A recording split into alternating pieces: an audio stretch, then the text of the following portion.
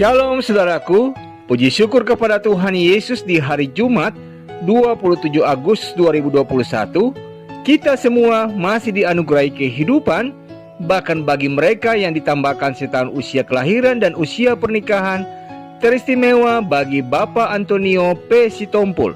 Kiranya Tuhan Yesus senantiasa merahmati dengan kesehatan dan hikmat-Nya, serta memberkati dan menyempurnakan sukacitanya bersama dengan kehidupan keluarga terkasih.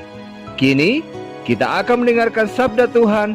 Mendahulunya kita sehati dalam doa. Ya Bapa, arahkan hati dan pikiran kami untuk membaca dan merenungkan sabda-Mu di dalam tuntunan Roh Kudus dan hikmat Allah. Demi Kristus Yesus kami berdoa. Amin. Bacaan Alkitab terambil dalam kitab Yesaya pasal 38 ayat yang ke-9 hingga ayat yang ke-14 yang menyatakan, karangan Hizkia, Raja Yehuda, sesudah ia sakit dan sembuh dari penyakitnya. Aku ini berkata, dalam pertengahan umurku aku harus pergi ke pintu gerbang dunia orang mati, aku dipanggil untuk selebihnya dari hidupku. Aku berkata, aku tidak akan melihat Tuhan lagi. Di negeri orang-orang yang hidup, aku tidak akan melihat seorang pun lagi di antara penduduk dunia. Pondok kediamanku dibongkar dan dibuka seperti kemah gembala, seperti tukang tenun menggulung tenunannya. Aku mengakhiri hidupku, Tuhan memutus nyawaku dari benang hidup. Dari siang sampai malam, Engkau membiarkan aku begitu saja. Aku berteriak minta tolong sampai pagi. Seperti singa demikianlah Tuhan menghancurkan segala tulang-tulangku. Dari siang sampai malam, Engkau membiarkan aku begitu saja. Seperti burung layang-layang, demikianlah aku menciap-ciap. Suaraku redup seperti suara merpati. Mataku habis menengadah ke atas. Ya Tuhan, pemerasan terjadi kepadaku. Jadilah jaminan bagiku. Demikianlah sabda Tuhan. Narasi di saat ini mengisahkan, saudaraku, tentang Raja Hizkia yang mengalami sakit lalu tinggal sesaat lagi akan membawanya pada kematian. Hizkia sangat terpukul saat itu. Di tengah kepedihan dan kegalauan hatinya, ia mulai menyadari betapa fana hidupnya. Sekalipun ia hidup sebagai raja dan penuh dengan kekuasaan, namun di hadapan Tuhan, hidupnya hanyalah seperti burung yang menciap-ciap tanpa daya. Di saat sakit, Hizkia menyadari kekeliruannya.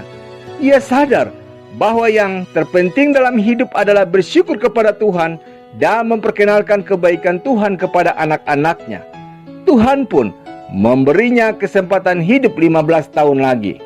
Memaknai kisah Hizkia, saudaraku, kita diingatkan bahwa seringkali kita menghakimi orang yang menderita sakit, apalagi bila terinfeksi COVID-19, merupakan orang yang kena hukuman, asap atau kutuk dari Tuhan.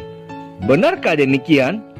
Bila mana kita mengalami sakit, kita tidak mendapat anugerah berkat Tuhan?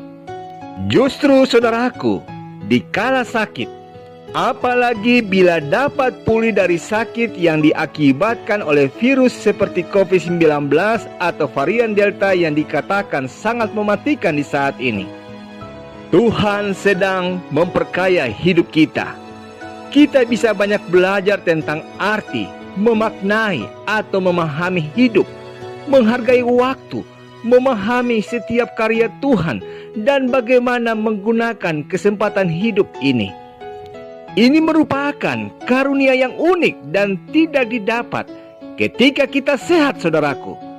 Daripada mengeluh dan menyalahkan banyak hal, lebih baik kita memakai kesempatan ini untuk memperbaiki diri dan memperkaya hidup kita dengan sesuatu yang berarti, yang bermakna bagi Tuhan dan sesama. Apakah saudaraku, kita menghargai tiap kesempatan, tiap anugerah yang Tuhan karuniakan? Atau sebaliknya, kita menjalani hidup kita dengan sesuatu yang hampa dan sia-sia? Mintalah hikmat Tuhan agar kita dimampukan untuk memaknai hidup kita dengan arif dan bijaksana dikala dipulihkan dari sakit yang mendera hidup kita. Amin. Saudaraku, mari kita sehati dalam doa. Terima kasih Bapa yang mulia untuk pagi ini.